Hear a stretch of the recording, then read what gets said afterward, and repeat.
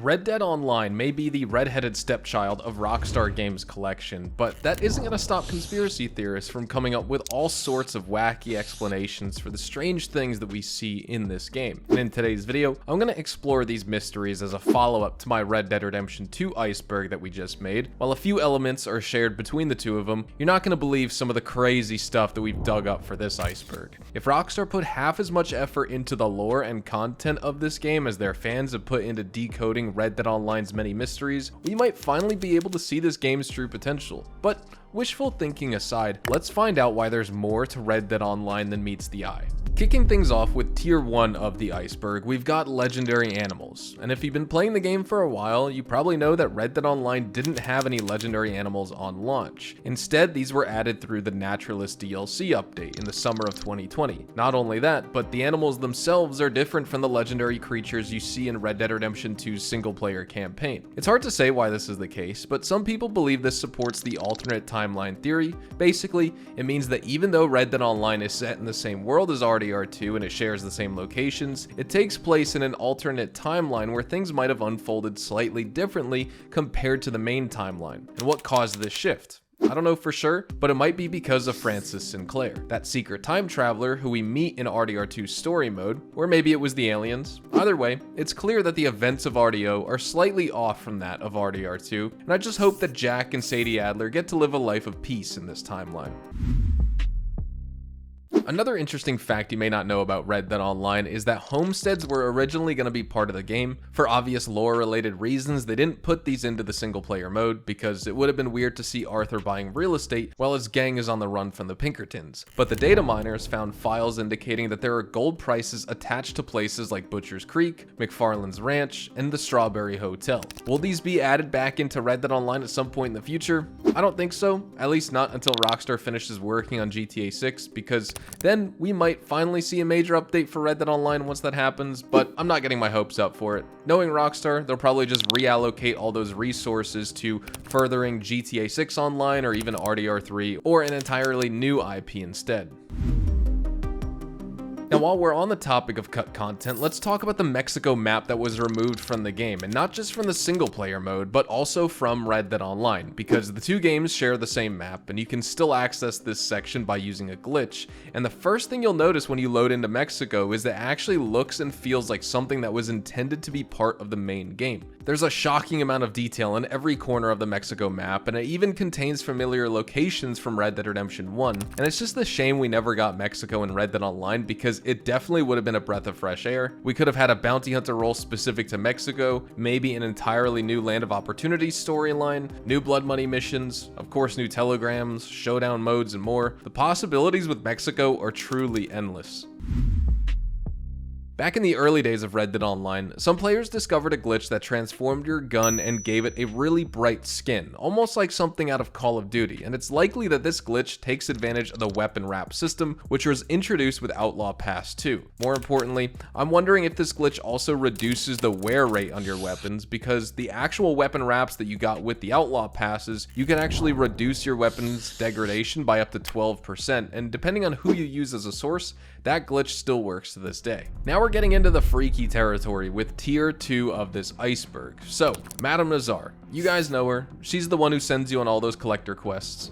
Well, what if I told you she's actually a time traveler as well? Because in GTA Online, there's an arcade minigame called Nazar Speaks, and that's part of the Diamond Casino heist, and it's basically an animatronic bust of Madame Nazar, and this animatronic tells you your fortune by making references to locations and events from different Rockstar games, like RDR2, like GTA 4, and even Red Dead Redemption 1. Next up, we've got the Nightfolk. These guys are voodoo practicing killers from the Bayou NWA who harvest their victims' bodies, and they might even be related to the Night Stalkers from Red Dead Online. The Nightfolk in Red Dead only appear during the Philip Carlier bounty mission, and they're like the Skinner brothers, but worse and even more depraved. If you've unlocked the Moonshiner role in Red Dead Online, you're familiar with Maggie Fike. She's a tough, no-nonsense businesswoman with a disfigured face, and some fans believe that she might be related to Black Belle. Neat theory, but does it hold any water? Let's see. They're both of similar age, and they kinda look the same if you remove the scars from Maggie's face. They're both capable gunfighters who can handle themselves in a tough situation, and Maggie's also mentioned her sister in a cutscene. I don't know, seems like a plausible theory to me. What do you guys think though? Is Maggie Black Belle's sister? Let me know in the comments down below. And now, time for another fan theory, but the sources for this one are kind of dubious, and so they don't really make a whole lot of sense. So you guys remember Team Shootout as a game mode, right?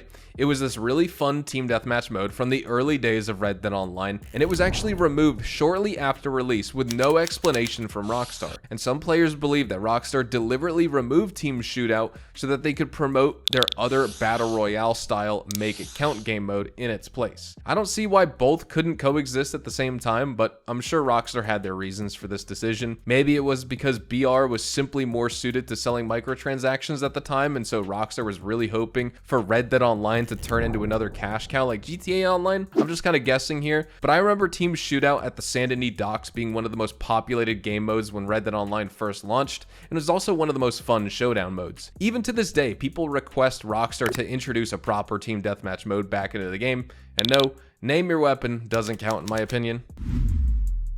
A while back, there was a Reddit post showing people how to glitch their way into a private lobby, even though this feature isn't present in Red Dead Online. And so why is this so interesting? Well, it's quite simple. You see, because of all the cheaters, hackers, griefers, and other various types of bad actors in the game, players have been begging Rockstar to add an option for private lobbies in Red Dead Online, but it hasn't been done yet, officially, and likely will never be. Yet, now you have these absolute gigachads who said, fine, we'll do it ourselves. And so they came up with a way to create private lobbies by exploiting the game's spaghetti code, and apparently this method still works, so you might want to give it a try for yourself if you want your very own solo public session.